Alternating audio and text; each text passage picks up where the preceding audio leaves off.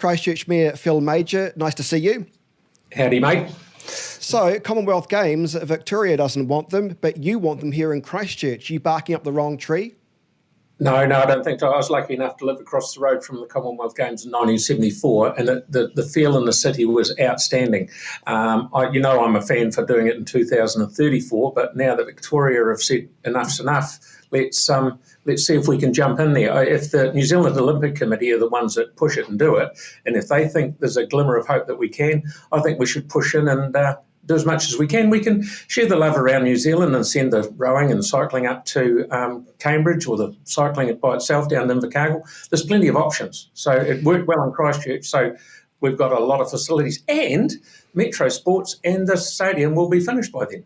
Yeah, that's if we're not expected to bike to it. But anyway, you've got the Victorian Premier saying the reason why he said no is because it's going to cost somewhere in the vicinity of $6 billion New Zealand dollars.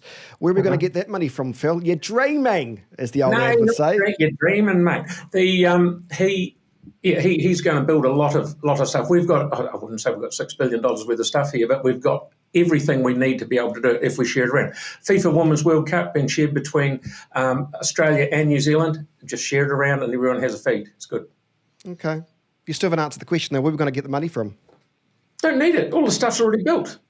Okay. Have you not been to Christchurch lately? I have actually in the central city today. It was actually quite nice. And New Regent Street, by the way, is going off. Another story. I want to touch on your trip to Seattle. What was it for? I know that Seattle's a sister city. Groundbreaking. What can you tell the audience about that?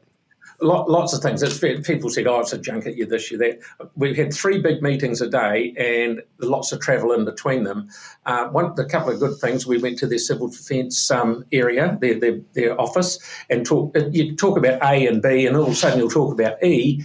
You can't do that on a Zoom or an email. The face-to-face stuff's fantastic. So they've got very similar things to us. They've got sea level rise, they've got earthquakes, they've got volcanoes, which we haven't got. But a lot of stuff in similar. We've shared names with our civil defence guys here. The Deputy Mayor of Seattle is actually coming to Christchurch the week after next, so we're hosting her and showing her into our headquarters for civil defence. But the best thing was, there was have you ever heard of an app called Headspace? I think it's called. I have actually. Yes, I have. Yep. Keeps me calm. I've used it before, and it's not bad. Yeah. Headspace. Now, this is an app on your phone, and they're a multi-million-dollar company. And there's a young fella from Christchurch who's got an idea, and he's been trying to get hold of the CEO of Headspace for 18 months. Now, through some contacts, not that I had, but I did sign a letter to ask if we could go and see this guy. This fella flew up to meet the CEO with me and a couple of other blokes and hit it off immediately. He's got a fantastic idea where he's got the glasses that you put on, what do you call it? Virtual reality. Virtual reality glasses that you put on to help you with if you've got phobias on flying needles, dogs, spiders, all that sort of thing. And it calms you down and it makes you get over your phobia. And the guy at Headspace thought, this is pretty cool, and he put him in touch with one of his mates at Meta, which is Facebook, the next day. So if a glimmer of hope comes out of that, and this young fella, Adam's his name, gets this across the line, it's worth every cent of effort to go up there and introduce him to people like that. So very, very pleasing. Sounds cool. I can think of many phobias. I think I've got many phobias I could use it for. I want to discuss Cathedral Square. The council put out a press release yesterday. It's in line for a bit of an upgrade. So what do we know about that? What can you tell us? What we've got, as you'll know, just over the last 6 months, it's been lollied up in front of the old post office. Mm-hmm. So it's just the next quarter, tidying up in front of the old government buildings. What's the other one?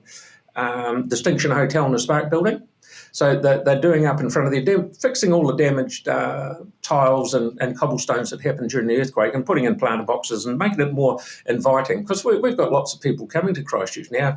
We've got the cruise ship people during the summer and things like that. And we just quietly tidy up that corner. The next one will be over by the library. That's where it's looking a bit broken and shabby. And once, as you know, the cathedral's really coming along quite good. So it'll all be finished when they're done. When is the Blimmin Cathedral going to be finished? Do we have a time for that now? Do we have a date? Actually, I get invited to go through there once every month or two. The next time, I'll see if I can get you to come along with me. They're right. Have a look inside.